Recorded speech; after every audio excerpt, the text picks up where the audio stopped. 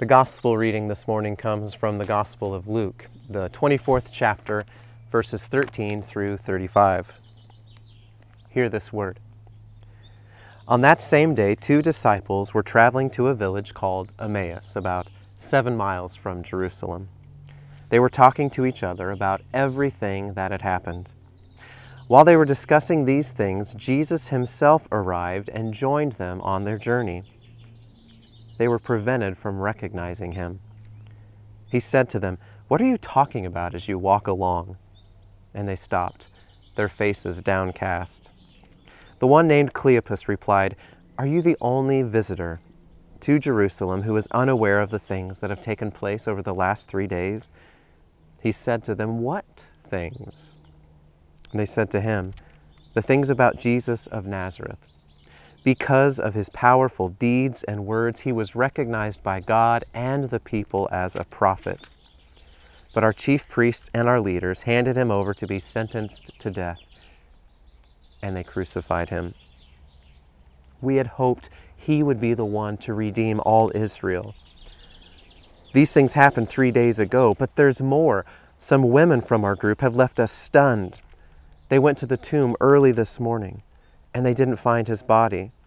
They came to us saying they'd even seen a vision of angels who told them he is alive. Some of those who were with us went to the tomb and found things just as the women had said.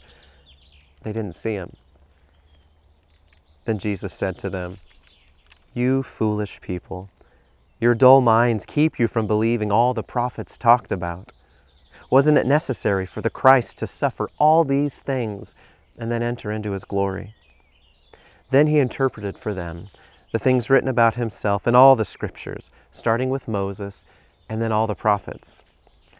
When they came to Emmaus, he acted as if he was going on, but they urged him, saying, "Stay with us. It's nearly evening and the day is almost over." So he went in and stayed with them. After he took his seat at the table, he took the bread, blessed it, and broke it. He gave it to them. Their eyes were opened and they recognized him, but he disappeared from their sight. They said to each other, "Weren't our hearts on fire when he spoke to us along the road and when he explained the scriptures for us?" They got up right then and returned to Jerusalem. They found the 11 and their companions gathered together. They were saying to each other, "The Lord really has risen. He appeared to Simon." Then the 2 disciples described what had happened along the road and how Jesus was made known to them as he broke the bread.